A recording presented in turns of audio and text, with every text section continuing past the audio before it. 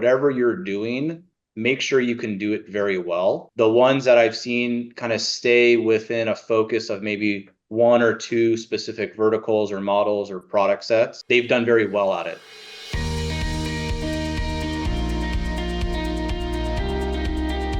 So, James, I really liked our conversation with Ben today. I mean, really, really cool stuff. Maybe you want to, elaborate a little bit more since I know you're planning, to do a panel with him actually in the future, right? Oh, we are, yeah. So I think I'm safe to announce that now. Yeah, it's OB Rawls is going to join me. We're going to do a panel with Ben Griefer from Maverick. We're going to do one with also we're going to have Ben Ross from Green Payments. And then we're also going to have Vlad Sadowski on there from the TVA. So just kind of talking about building a payments company in 2025. So we'll have an announcement coming out But about that. Um, but Ben Griever was today sort of yep. a teaser for what we might see Exactly. coming. Yep. And so Ben was Right. on today talking to us about sales channels. And so different Hmm. distribution channels that ISOs are leveraging. And so they have the ability of seeing hundreds of different partners and then seeing how those partners grow. I really actually thought it was super interesting, kind of about halfway through. I think we had a interesting conversation around technology vendors and Right. right. And what do you do there? Do you white label? Do you not white label? Do you support it? Do you not support it? So just some really interesting Hmm. things, very practical stuff. And then of course we have our section there from Rich Norton, who's going to give us some sales tips from the field and how to sell merchant accounts out there and giving some tips for agents. This podcast is Right. sponsored by Nativia. And so, head over to nativia.com to check that out. Also do want to mention that Maverick is a paid sponsor of myself, CC Sales Pro. I do consulting for them. They're a sponsor. They didn't pay to be on this podcast. Nobody ever does, but it is something where they are a paid sponsor and a consulting client. So I always like to disclose that before we dive in. But so I might be a little Right. biased because I think Maverick is really cool. So other than that, let's go ahead and dive into this really awesome interview with Ben Griefer from Maverick. Hey everybody, Patty and I are here today with a popular guest, Ben Griefer from Maverick. How you doing today, Ben? Hey, James, doing well. Thanks for having me. Of course, we're always love having you on the podcast. Maverick has done so many deals with ISOs and kind of working to help them scale. We thought it'd be fun to talk today about sales channels and how do you develop sales channels in the ISO space? How do you develop strategic partners? And really just what are the most successful ISOs doing to grow their Mhm. mid count? Because the things have changed a lot in the industry, and so that's what we want to talk about today. But before we dive into that, maybe you could give us a quick kind of 2 minute high level view of like what exactly Maverick does and how you guys partner with ISOs and agents, just to give our audience a little flavor of what you do, and then we'll kind of dive into the questions. Yeah. So my role at Maverick is I'm one of the owners, but the chief operating officer. So oversee really our operations, which ranges from, underwriting risk, partner support, general support, kind of everything in between. And our focus has been to build kind of the infrastructure, which is, inclusive of both the technology platform and kind of the back office operations that sales organizations need. So, our main focus has been the ISO market. We've kind of, explored a little bit more of the ISV market. Generally, any, entity looking to monetize payments, they can come to us, white label our system, go to market quickly, very little cost, no risk. And we kind of give them that turnkey solution. Cool. So, as you think about successful partners right now, Ben, that are leveraging Maverick's platform to grow their portfolio, what are some of the common themes that drive their success when we look at? I know you have so many different ISO partners, but I'm sure there's that top 10 to 20% that are doing the majority of the deals. Mhm. What are the common themes that you notice with those partners? Yeah, so when we look at kind of the ones who've scaled the most aggressively, um, it's generally based on, a handful of things, but I would say that the common themes are, there's a heavy use of automation and technology, which is going hand in hand with kind of growing out their distribution, whether it's, sub agents, referral partners, ISVs, point of sale companies. Ultimately, they're diversifying themselves, if they have inside sales by going external with this distribution and doing a really good job leveraging our system to also make sure it's scalable in a way that, there's not pain points with data entry or things like that. They're able to automate a lot of the workflow processes, obviously through our technology. Hmm. Okay, so let's dig into this a little bit more. So let's break it down. Let's think about the most successful ISOs that are doing the sub-agent model, right? Yeah, That's historically been a super popular model. They, okay, I become really successful as a sales agent. I am, maybe feeling like, hey, what's the future of this? How am I going to scale beyond? I'm doing 15 deals a month.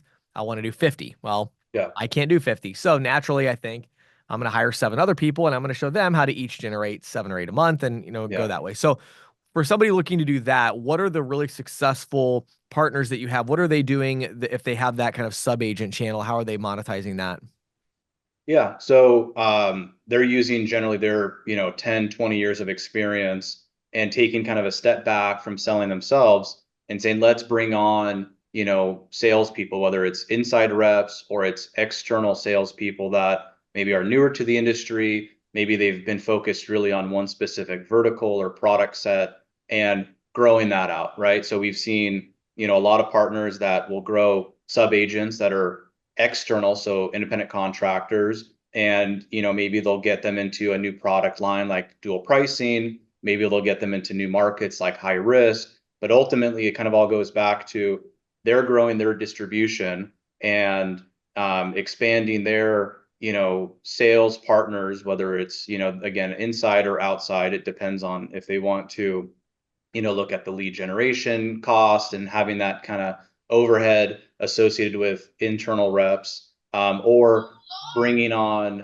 resellers and independent contractors. But either way, it's been very successful because it kind of compounds the scalability opportunity when you have such a deep level of sales partners. And what's been very interesting for us is we've seen in our system, kind of from a user count perspective, like a 5-to-1 ratio of sub agents to direct partners. So if we have, a direct partner, generally, again, it's these seasoned sales offices, they'll bring on average 5 sub agents. Obviously, when you look at our bigger partners, they can have 100 or 200 sub agents on top of being Right. able to white label downstream. And it's interesting because when we look at where a bulk of deal flow comes from, it is that kind of second layer, the sub agent network. It's Right. generally over 75% of our deal flow. So it to me really shows that these direct partners we have, this model works very well because Mhm. they're able to give these sub agents direct access to our platform. They can manage their own leads, work their own apps, open support tickets, view residuals, even get their own white label. And it kind of takes them out of having to maintain them, let alone have, staff to support them for data entry, because all of that could be automated. So, Right. again, Sure. when you use that sub model, but then you can kind of supplement it with leveraging the technology to automate processes and make them more independent. It's kind of the sky's the limit. Mm. What one follow up on that real quick, Ben, what about the things they're doing wrong? So when okay, we talked about the top 10, 20%. What about the bottom? Like when you look at the partners that maybe aren't doing as Yeah. well, what are the common mistakes that you see? Because I know the Yeah. sub-agent model's been Yeah. around forever. And so I'm sure people get kind of trapped in old ways of doing things. What are you seeing where people it's kind of like holding them back?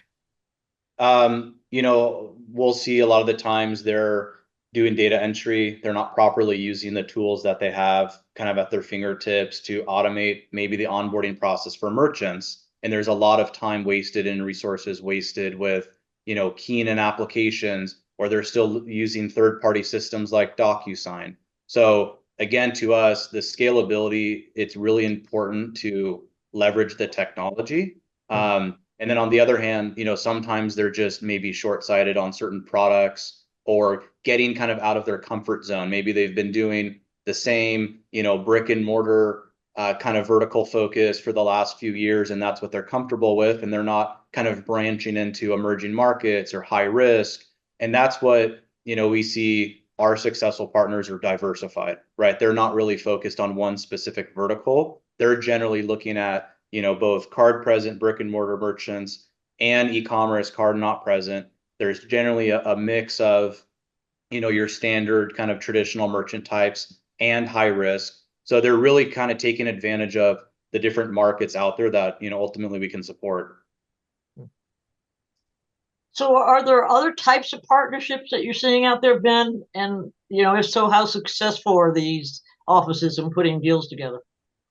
Yeah, I mean the newer, I would say, partner type we're seeing are some of the software vendors or even point of Mm-hmm. sale companies. So some of these, arm's length distance providers that generally would be agnostic, are looking to bring payments in-house. And it's been an Mm-hmm. interesting concept because they don't know how to sell payments as well as, an agent or an ISO who's been doing this for 5, 10, 15 years. So they've been kind of Right. teaming up in a way where this, seasoned sales partner we have will bring them on as what we would refer to as a sub agent, but can white label, our system for them, but really teach them how to sell payments and how to cross sell, Mm-hmm. either it into their SaaS platform if they're, an ISV, or if they're a point of sale company, kind of bring in a payments offering. So it's been interesting to see that as well because we're definitely seeing a lot more crossover between kind of your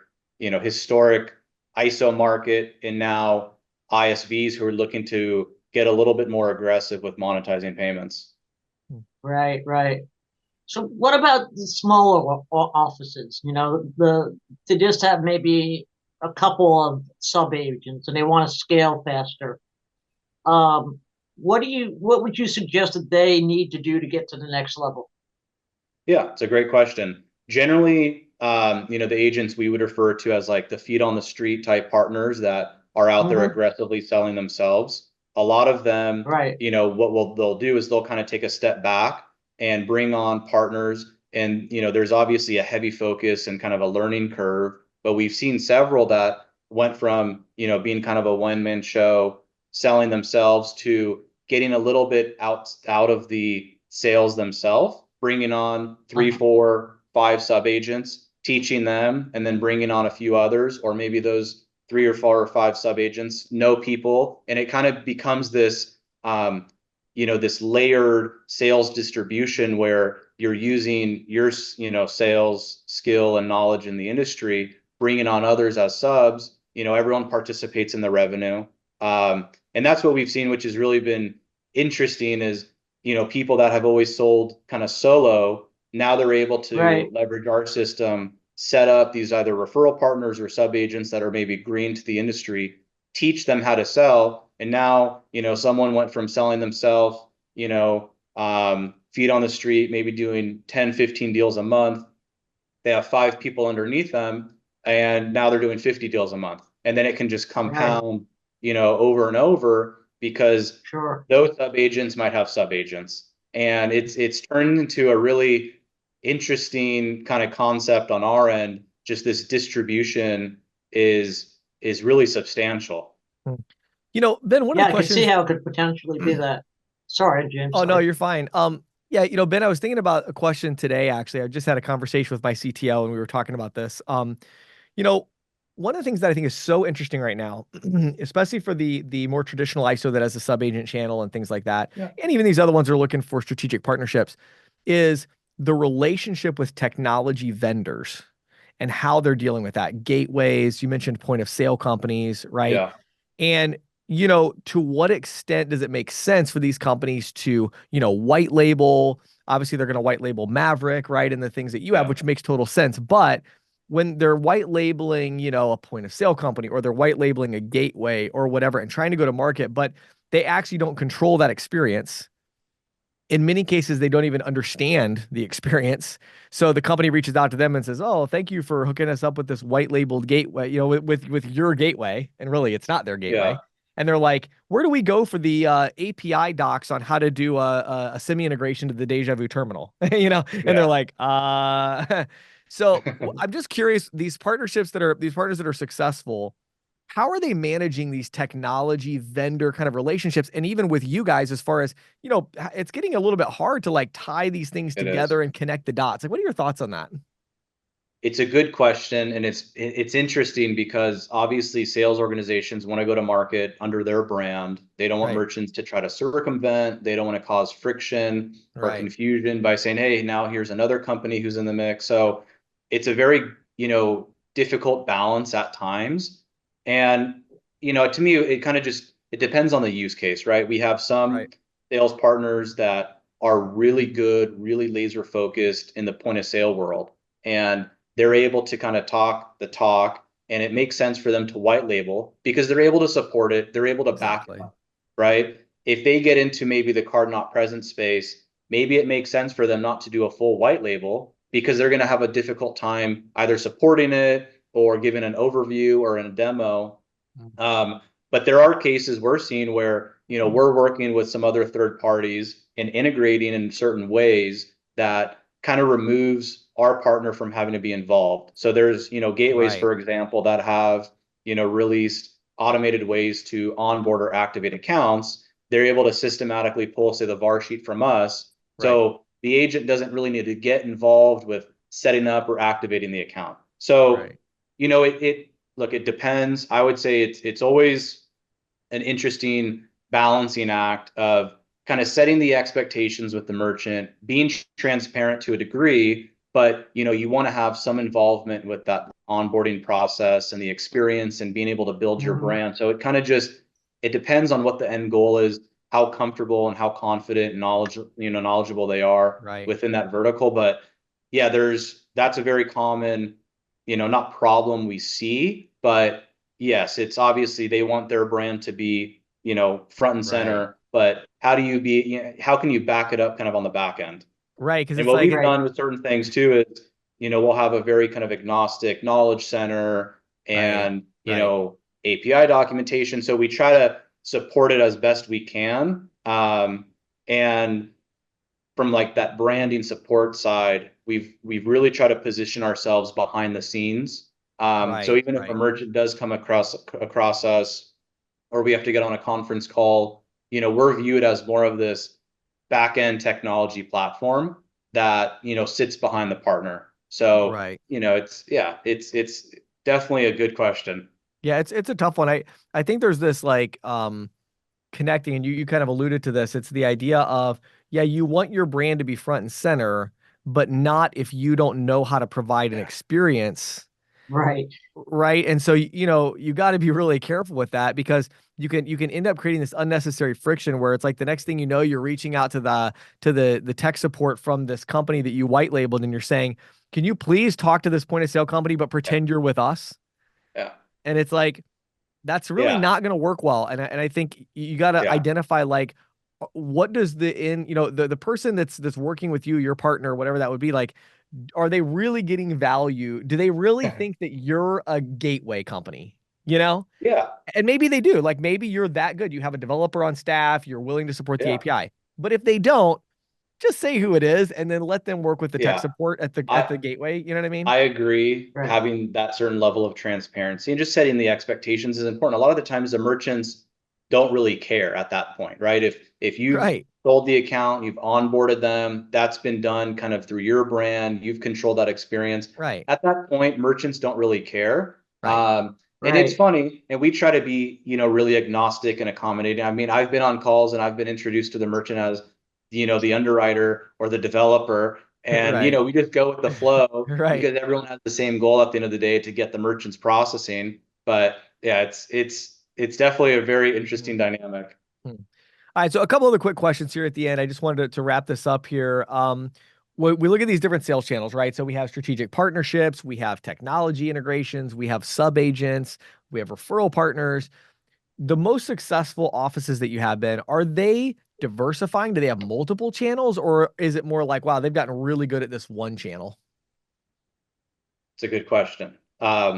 We see both, and when we see both, we'll have some that are laser focused on maybe inside sales, but they've built a very robust, lead generation platform. They have a Sure. lot of sales reps, and their model just works very well. And they're Right. diversified maybe in the way of the merchants they're targeting, right? The other hand, we might have Mhm. partners that they have a mix of inside sales and independent contractors in sub-agents and things like that. To me, it ultimately depends on what can you realistically support, right? If you Yeah. have inside sales, you're going to have more overhead with lead generation, payroll, things like that. But you're not going to have as much, support when it comes to like having to do the sub-agent residuals and things of having to deal with independent Right. contractors. There might be also higher margin because you don't have to pay them as much of a split. Right. Everything has its I think pros and cons. Sure. And it's to me it's been always important to whatever you're doing, make sure you can do it very well. Right. And the ones that I've seen kind of stay within a focus of maybe one or two specific verticals or models or product sets, they've done very well at it, right? And Right. they've diversified a little bit, but they always kind of have their core focus. And I think Yeah. that's, a very interesting Mm. or important thing in business is you have to have kind of a core value and a core product, and you do Right. that very well, right?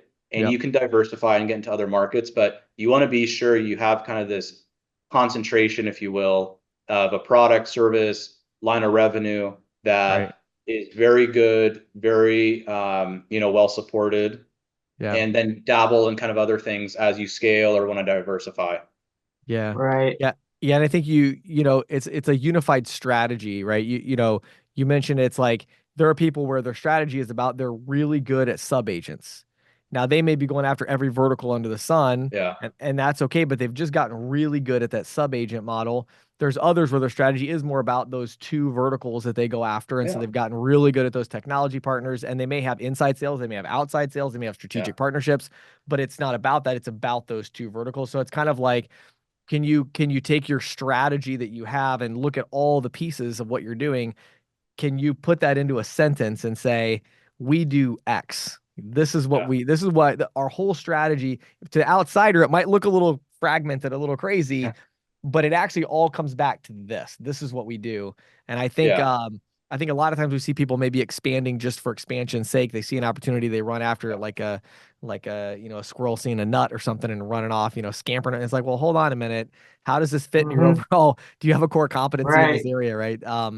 Okay, last question for you. I know this is one that you're very knowledgeable in, Ben. A lot of people listening right now, they're probably thinking high risk. You mentioned that a couple times. We never even thought about that. That seems like a whole different thing. What would your advice be to the ISO that maybe they have the sub agent model, they have the strategic partnerships, but they've always just kind of stayed away from high risk and said, "Oh, we don't want to get into that game." What's your advice for them to kind of take those steps? yeah. I think a lot of the times people that have not worked in high risk, there's a big misconception of what that is. They think it's illegal or it's not allowed by the card brands like Visa and MasterCard. Right. So obviously there's businesses that are not legal and those are not supported. But Right. when you look at verticals, whether it's high risk or restricted merchant types, those things could be things like CBD, firearms, online tobacco Right. sales. And we look at risk a few ways, and that's a whole nother conversation. But we've seen a lot of partners that have historically been focused on low risk kind of just always shy away from it. They don't think it's worth the time. Maybe they Hmm. don't see it's worth it because high risk is not as lucrative from like a buy rate or rev share perspective as low, but in the long run, it actually does generate more revenue. Um, Right. we've seen a lot of partners get into high risk and open up a whole new set of opportunities. So they can go to Hmm. their sub agents and say, hey, maybe we've been declining these businesses. Now we could accept them. Maybe it'll allow them to bring on, additional sub agents or referral partners. If they have a good point of sale offering, now they can kind of expand it to certain markets, like say retail CBD stores or smoke shops. So from a high Right. level, it's a huge market and it comes with a lot of opportunities. And Hmm. we've seen a lot of success with it. We've seen a lot of partners that, again, have been hyper focused around your more traditional brick and mortar market start to get into high risk, and they've done very well. And yeah, it's definitely something that is not going anywhere. If anything, a lot of these markets are going to continue to grow. People know things like CBD and how popular it's gotten. Right. So our opinion has always been, to keep this onboarding process, the whole process of interacting with our dashboard and our team to be all inclusive regardless of the market, so that when they go to, these merchant types, it's an easy onboarding process. There's not different applications or whatever it is. So, conceptually speaking, we like that market. We're very experienced in it. We've had a lot of success, and we always encourage our partners, if it's something that is legal, then let's see, how we could make it work. It's Right. really not as complicated as a lot of people think. Right. Right. Well, this has really been very enlightening, Ben. Can you just tell us a little bit more about how Maverick partners with ISO offices, and then maybe, where you might send them if they want to start a conversation? Yeah. So the partners we're working with again are, sales organizations, ISOs, now some ISV, platforms, essentially any sales entity looking to monetize payments. And generally, we'll have them go to our website, maverickpayments.com. They will, be able to get in touch with someone on our business development team, get them signed up, do a demo, ask questions, all the fun stuff of trying to put something Mm-hmm. together. Um, and yeah, we've, been in the market a long time. We've heavily invested in this kind of white label technology for, this sales enablement process. And, Right. like we've been talking about, there's a lot of opportunity, and we've seen a lot of successful partners scale pretty exponentially using our system. Good stuff. Love it. Well, Ben, thank you so much for taking time. As always, enjoy your insights and just appreciate you jumping on and sharing those with us today. Thank you guys. It was great to chat. All right, everybody. I'm back here with my good friend Vlad Sadowski, CEO of Nativia. How you doing today, Vlad? I'm doing phenomenal. Thank you for having me again. Absolutely. Thank you for sponsoring the podcast. Today, we want to talk a little bit about the satellite offices, Vlad, because I think a lot of people, when they think of Nativia now, they think about the banking services. They think about some of the things that you do, your BIN sponsorship, things that you do for the ISO world. But talk a little bit more about kind of the agent experience, the individual agents that come to Nativia, and how you've kind of segmented that off into these different partnerships. Absolutely. So, the TV world is expanding and expanding rapidly. Some people call it Vladosphere. Some people call it some other names. But we're working hard and trying to um, cater to every part of the market that has to do with the reseller channel, salespeople, ISOs, and agents. Sure. And therefore, we realized, especially become very apparent this year, that it's impossible for one company to be all you can be like an army reserve. Um, Right. Right. you have to have focus, and you have to match people with the focus. So we decided to be more of a matchmaker, and in that process, what we've ended up doing is we've created very focused groups that are not newcomers, but they now have a focus, and they have they have very exciting management teams that are heading those groups, and they're very focused on the agent base and can provide that sales experience that we cannot provide getting to the larger size of the company itself. Sure. And I remember about maybe 15 years ago, actually now 20 years ago, when I started um, having my first ISO.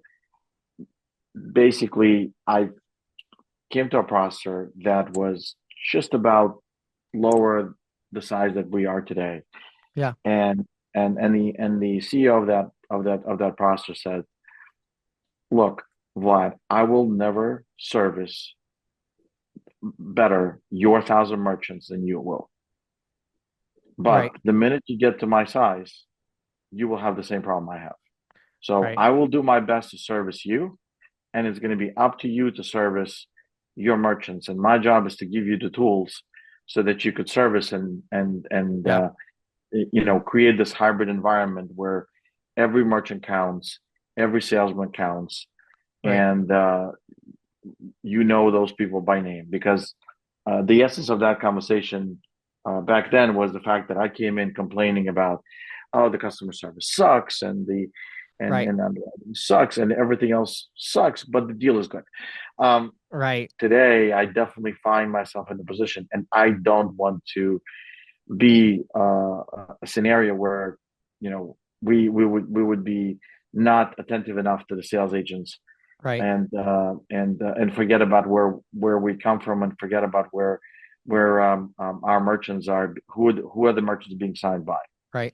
Yeah. And so So as we get into these other satellite offices, and I know in the coming weeks, we're going to talk more about kind of these individual focuses that you have. But I think what you're saying, and I think a lot of people, this will resonate with them, is that, Nativia has gotten to a size where primarily Nativia is servicing the ISOs, is servicing kind of the larger, right, organizations in the industry that have big sales channels, and they're providing a level of support to their agents and their merchants. But, you still want to be able to help that agent, that smaller ISO that's coming into the business and just starting to grow and scale. So you're now going to be kind of, introducing them off to these satellite offices that each have specific focuses that, finding the right match for them, as you said, kind of the matchmaker. Is that pretty much the strategy? that's the strategy. In other words, I agree with the person that told me this many years ago, that I can never service 1,000 merchants better than the local office can. Right. So we wanted to preserve this local feel, Right. and therefore we created these programs that now can do that. And I am on the board of every one of these offices. Some of these offices are very closely owned by us; they're literally our subsidiary. But we let them run independently and have their own management team, and in some cases have their own relationship management team as well. Right. Um, which would make it a differentiating factor from us. Yeah. And there, an agent that signs, 5 deals a quarter can get the service and support and time and attention, and Sure. not be ignored. Because unfortunately, for that agent, unfortunately for us, we've gotten to the size where it feels like I'll be sent to hell, and I want to be able to come to the Northeast acquirers, to Western states, and Right. all the other shows, and uh, uh, know that Nativa is valued just as much as when we were starter and Yeah. smaller, etc. And we don't want to lose that feel. So for our audience, yeah, over the next few weeks, Vlad and I are going to kind of explore these different satellite offices that Nativia has kind of spun off. And then we're going to follow that up with interviews. And we're actually going to have some of the people that are leading these, these offices that are a little bit closer to the action and working with the, different W-2 agents or 1099 agents or whatever the channel might be, and kind of learn a little bit more about that from them as well and their experience. So really excited to kind of explore that over the next few months with you, Vlad. And so we'll catch back up next week and talk about one of the satellite offices in particular and get a little more detailed. So thank you as always for your time, Vlad. Thank you so much, and excited to bring this next chapter of our evolution. Well, I'm back here with my good friend Rich Norton. How you doing today, Rich? I'm doing excellent. Great to do these calls. I'm telling you, everything that we're talking about, I'm excited about it, number one, but it's just resonating with everybody. And we're Yeah. getting a lot of calls from representatives that are out there. And it's like, I had one yesterday, and they were like, you know what? I felt like the videos that you were doing, you're speaking to me. And I need to hear that. It makes me want Yeah. to get on the next video. And it's great. And that's my mission, and that's my goal. I've been Yeah. blessed in so many ways, but I want to help people to maximize their full potential and achieve incredible success in the industry. Because some people ask, can you still make money? Absolutely. You couldn't have picked a better time to come in. Yeah, for sure. And of course, we can tell because for those watching the video, of course, you're in your car right now. You're out prospecting today, and so I think it resonates because it's practical. You're actually out there doing this stuff. Rich, last week in our last episode, we were talking about different solutions, and one of the things I noticed in the pitch that you were using is over and over again, you try to normalize the merchant's response and make them feel like their situation is similar to other people's situations. Talk about that a little bit more. What's the sales psychology behind that, and what are some of the tactics that you use to if you want to even call them tactics, but just ways to make that merchant feel more comfortable?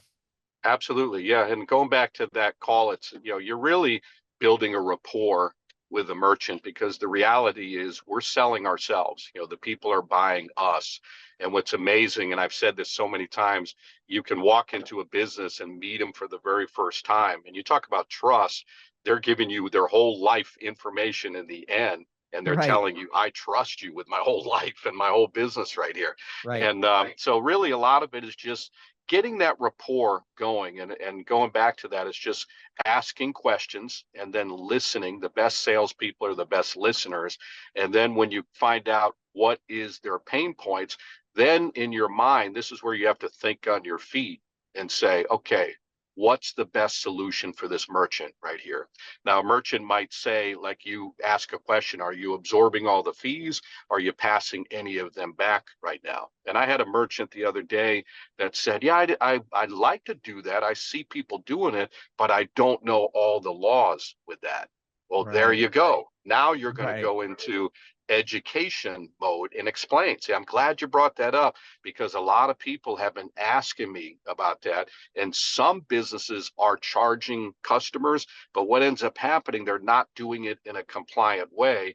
They might add 3 or 4% on the cards, and now that becomes income. So they're paying taxes on top of what they're charging, and then they're paying a processing fee on top of the processing fee. It's a bookkeeper's nightmare. So that's what businesses are telling me. They don't know how to do it.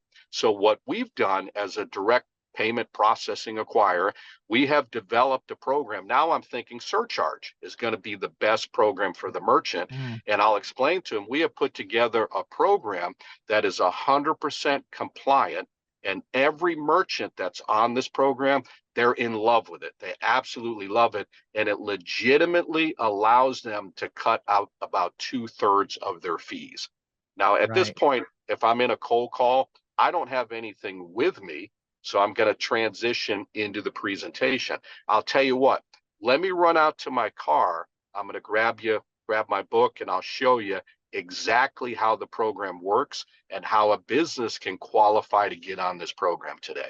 Mm. Rich, one of the things I love about these calls is that there's very few people in the world that I can talk to that we can get into kind of this in-depth sales stuff, in the details. One thing I really want to talk about, I don't know what you call it. I call it a buffer statement, but one thing I noticed in your pitch is that you never just answer a question or have a response, right? There's always this, I call it a buffer that comes in before that, where I'm so glad you asked that, or that's such a great question, or wow, you know what? I can tell that you're a savvy business person, that you're thinking that way. And then you go to what are your thoughts on that? How important is that to you? I mean, I feel like that's such a big deal and nobody really talks about it. 100% agree, because it's really the art of handling an objection or a question. For example, if you get, and that's a whole nother topic, you get an objection and somebody says, well, we have people like you coming in here all the time. How many sales reps have heard that before, right? So Right. immediately, what are we going to say as representatives? We're going to say, well, I'm different from all of them. And they're going to say, well, that's what the last guy said.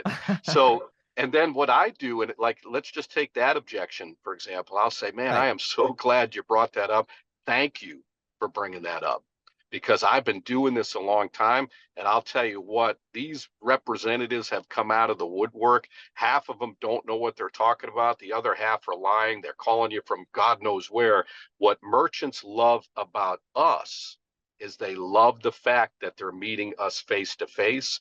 They love the fact that they're dealing with someone directly, with a direct processor, A+ rated, and they love the fact that they can get a hold of us. The merchants that I've been helping out, they tell me that's a lot different than what they've experienced, and they feel and they love. For them, it goes a long way. Is that important to you also?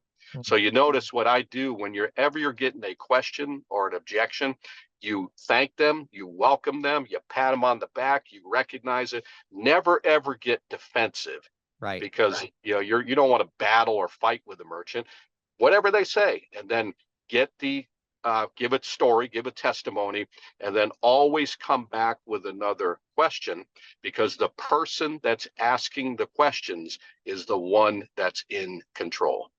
Good stuff. Rich, for those who are just enjoying these episodes, maybe they want to reach out to you, learn more about your team, or talk to you about the industry. What would you tell them to be able to reach out and get in contact with you? Absolutely. Yeah. As you can imagine, as we discussed, we're getting all kinds of calls, and I'm telling everybody, reach out to me, which you still can. I've got an executive team. They're going to be on the calls. You'll get to meet Yep. them, and we'll have you reach out to them and as well. But you can call me at 904-434-4635. You can still do that. I'm always available. If I don't answer, I'm busy. I'm writing merchants, whatever it might be, helping representatives out. Or you can email me. You can text me at that number. Email is payrock, Rich Norton, PAYROC, Rich Norton at gmail.com. Awesome. As always, thank you so much for your time, Rich. Appreciate it. Thank you. So James, a new report shows that U.S. businesses pay more to accept credit cards than businesses in any other industrialized country. Now, we've talked about this in the past. This is not a big surprise, but I thought, some of the data that came out is worth repeating. So this State of the Industry report was released by CMSPI, which is a consultancy to merchants. It indicates that U.S. businesses shelled out $224 billion to accept credit and debit cards in 2023, and only Japan and Mexico came close to matching that figure. Wow. The lion's share of the money, $143 billion, was interchange. The remainder of merchant spend went to Visa, MasterCard network fees, about $15 billion, processor fees, about $36 billion, Discover card fees, about $25 billion, and Amex card fees, about $5 billion. Since 2019, increased e-commerce spending and rising card fees resulted in an estimated $2.4 billion a year increase in interchange and network fees paid by merchants, at least according to this report. CMSPI came to this conclusion after analyzing data from the WorldPay Global Payments Report, which reported that e-commerce as a total share of commerce in the U.S. rose from 9% in 2019 to 15.4% in 2023, which is about in keeping with other data we've seen. Right. A few other notable data points from the report. The cost difference between card present and card not present interchange was 21 basis points for credit cards and 58 basis points for debit cards. In the U.S., 82% of adults possessed at least one credit card in 2021. Roughly 54% of global e-commerce transaction value in 2022 was made using mobile devices, which I thought was interesting. Wow. Yeah, that's a lot. That's a lot, So this CMSPI State of the Industry report is based on publicly available data, including WorldPay's Global Payment Report, which I've noted, Federal Reserve surveys, and Euromonitor, as well as interviews with payments experts. But, I think, given some of the conversations we've had about interchange and the battle over interchange, it's really good to have some of this data to sort of, balance against those arguments. Yeah, and I mentioned it in a previous episode, but I think again, the data just supports the fact that U.S. merchants do pay too much to accept cards. And there's no doubt in my mind about that at all. And then the question is just what to do about it. And I think kind of, we tend, at least in the U.S. market, we tend to look for free market solutions first. And I think that, Dick Durbin tried to pull out his version of that, which was this, Credit Card Competition Act. But, the problem with that is just it's never going to happen. It's not it's not realistic to do it the way that they're trying to do it. It's totally infeasible. Right. And I think the other larger question, Pat, and I haven't ever brought this up before, I don't think, but to me, one of the larger strategic questions is sometimes I think the government tends to pay attention to things right before the market's going to solve the problem anyway. It's interesting, but I think you have a point there. And so, I mean, it's when you really look at it and you're like, okay, so Visa and MasterCard have this duopoly, let's say, right? Well, okay, but we've got crypto, we've got P2P, we have BNPL, we have ACH real time, we have FedNow. So have account to account. Account. It's like, there's so many other forms of payment now that you really have to wonder, is and again, you could even see Visa and MasterCard hedging by like making investments in those directions. Right. And so you Right. kind of wonder if that infrastructure is, I think from Visa and MasterCard's perspective, I think in some ways they're almost saying, well, let's kind of milk the interchange as long as we can. But we realize that Right. there's going to be a changing of the guard a little bit, and a restructure of the kind of fundamental infrastructure of the payments industry anyway. So I think there's a Right. little bit of that at play on both sides as well. And I think the government's like, because they don't understand, they don't even understand interchange, but they definitely don't understand P2P and, bank to bank and all this other, to me, it's like, they're not doing a good job of regulating crypto. So they don't understand that part of it. So I think they're kind of like, well, there's this legacy system and that's what everything kind of runs on now. Let's see if we can regulate that. And I think a lot of times that regulation that comes along kind of ends up helping to put kind of those nails in the coffin of like, well, we're kind of moving in a different direction anyway. So again, I don't see that happening overnight. In fact, I think 20 years from now, there will still be a significant amount of the payment volume running through Visa, MasterCard interchange rails, but Oh yeah, and it's going to but change. then we'll also have Fed now, and who knows what else is What going to else? come up. Right, And, exactly. yeah, Yeah. So exactly. good stuff, Patty. I'm sure you'll keep us up to date on all this, but it's going to be interesting to watch it play out. Sure thing.